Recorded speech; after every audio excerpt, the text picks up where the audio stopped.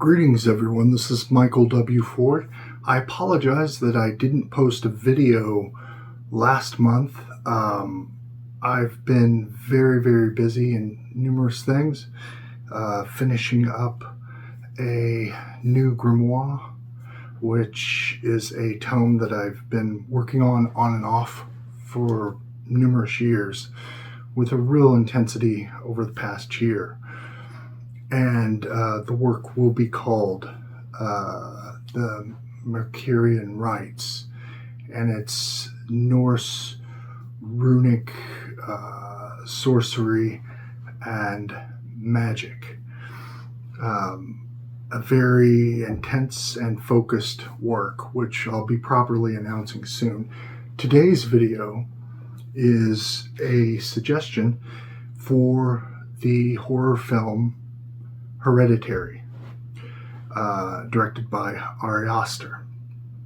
And Hereditary is actually an interesting film because it portrays Paimon, the Goetic demon king, and is done pretty well in this film.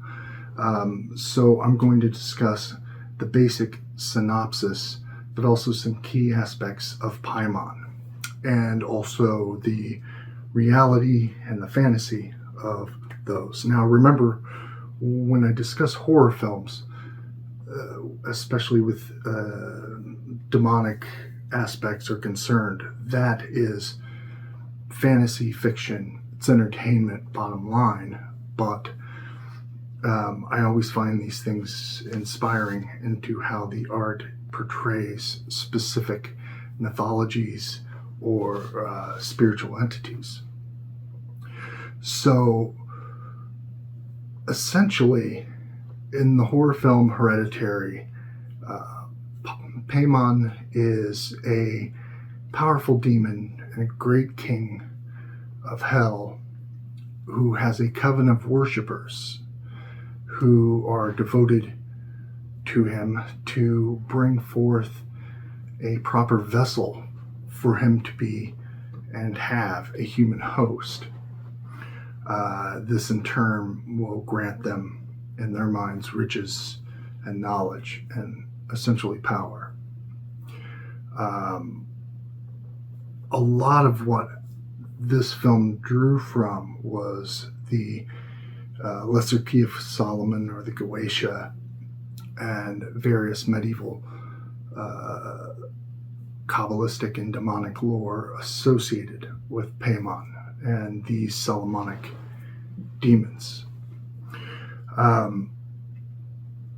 So essentially, Paimon's goal in the film is to, he was born in the body of this girl who is very awkward and not quite finding her place in the world.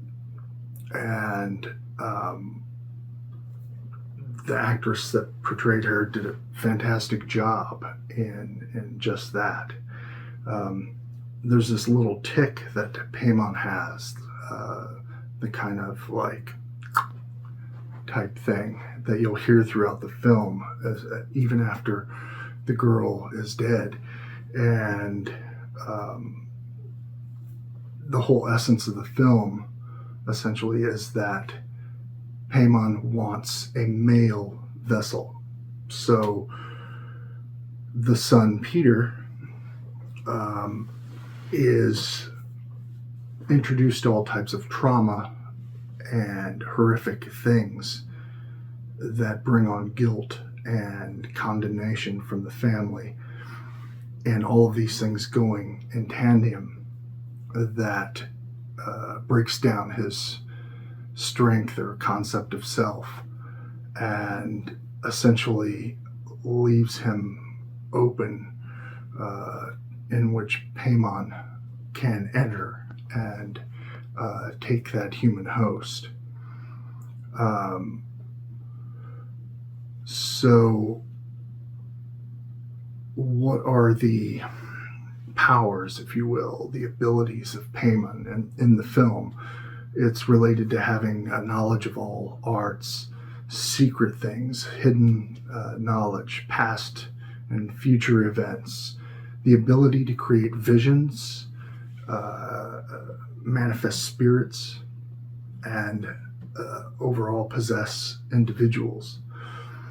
And in the film, this cult is led by Peter's grandmother, who passes in the beginning of the film.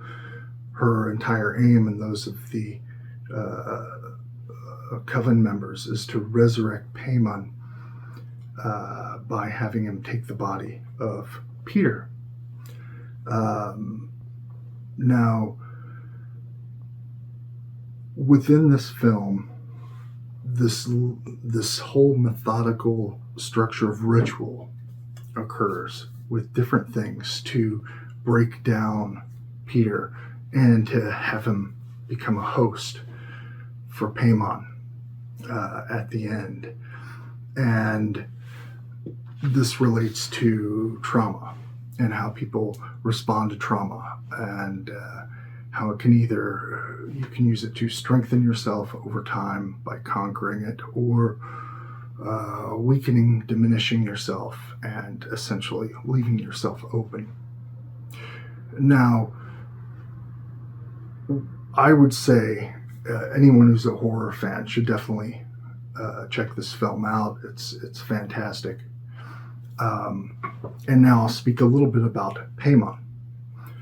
Now, Paimon is known from the Lesser Key of Solomon, the Goetia, essentially. Johann Weyer's Pseudo Demonologia Daemonum, which and is with Colin de Plancy's Dictionary Infernal. The Livre des Spirits has Paimon, and Liber Officiorum Spiritum has Paimon as well. We see in the hierarchy in the Book of Abramelin too, and the Grimoire of Pope Honoris as Paimon. Slight different spellings of Paimon. Now, King Paimon is associated with the West, mostly, and is considered and depicted as being obedient to Lucifer, or not subservient, but works in tandem with Lucifer as the ruling king, if you will, of hell. Now, in the Goetia, King Paimon is the 9th spirit and the 22nd in the Pseudo Demonium. And in the Dictionary Infernal and Liber Officiorum Spiritum, Paimon is listed as the 6th and later as the 3rd king. As I mentioned, King Paimon is the king of the West, and in Abramelin he is one of the 8 dukes of hell. Now, an interesting thing with the lore, King Paimon can appear alone, but there must be an offering to summon Babel and Abalam, 2 demonic kings that serve with him, under him, but don't always accompany.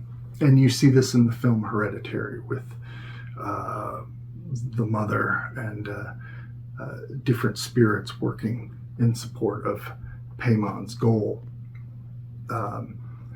Now, Paimon is said to rule 200 legions of spirits, some of which are from the orders of angels, and the rest of powers, order of powers. And essentially, in one manuscript, Paimon commands a bishop named Spirion, among other demons. Now, in the Lesser Key of Solomon, Paimon is a former fallen angel of the Order of Dominion. and some consider him to be the cherub or guarding terrible angels, if you will. And what I can tell you concerning Paimon is there's a sound of horns or bells associated with him, and he's depicted as a man, Middle Eastern individual riding a camel. And there's loud music accompanying him, which is something that ancient Near Eastern kings would have sometimes on their processions. And he is crowned. He is said to have a beautiful or like a woman's face, but he still is masculine. His voice is very hoarse and harsh, and he must be requested or commanded to speak plainly in a native language until he communicates in spirit in the language that your native language. Now, the knowledge of Paimon are the black arts, all arts really, secret things and forbidden knowledge regarding the earth, the waters, and the winds. In some works, he has the ability to store dignities, lordships, and can grant familiars who are also good at guiding and teaching. Now, what I'll tell you with Paimon and my work, my initiatory invocations of Paimon began in the late 90s in my search for the source of the adversary and aspects of Lucifer as the bringer of light. So Paimon was naturally, in my limited materials available, the source that I went through. And I'll tell you this, visions or impulses that you receive can be tests, they can be temptations, they can be authentic, but it's up to your intuition and your instincts to know which is what. And if something moves against your will, your focus, with some trap or temptation, you have to avoid those. You have to conquer that in your mind. Now, evoking Paimon, it's not going to appear in flesh, it's going to appear in your mind. That spirit is going to take a form that you can comprehend. Maybe it's a fluctuating, transmutating one that, and also occurrences such as paranormal, poltergeist type things will happen and can happen. But if you make offerings, thanks, and utilize, for instance, my Azazel evocation circle, which honors the demonium, essentially, and with your force of will and strength and respectful mental commands, if you will, then Paimon will look favorably. This is something that I've always had a fantastic experience with. So I can tell you that there's a balance. Paimon can be demonic and malign, but also a guiding spirit as well, if you can pass those tests, which are not giving in to your lesser impulses that take you off course. So overall, I would tell you, check out Hereditary. And while they took liberties, there's some very interesting aspects within the film that if you know a little bit about Goetia and Paimon, you'll recognize. Please, and I hope you've liked this video, please like, subscribe. I'm going to do more and more videos to try to get some more things going here as soon as I get some of the major work that I have to do finished. So this video, the next video will probably be on my Norse runic, Mercurian or dark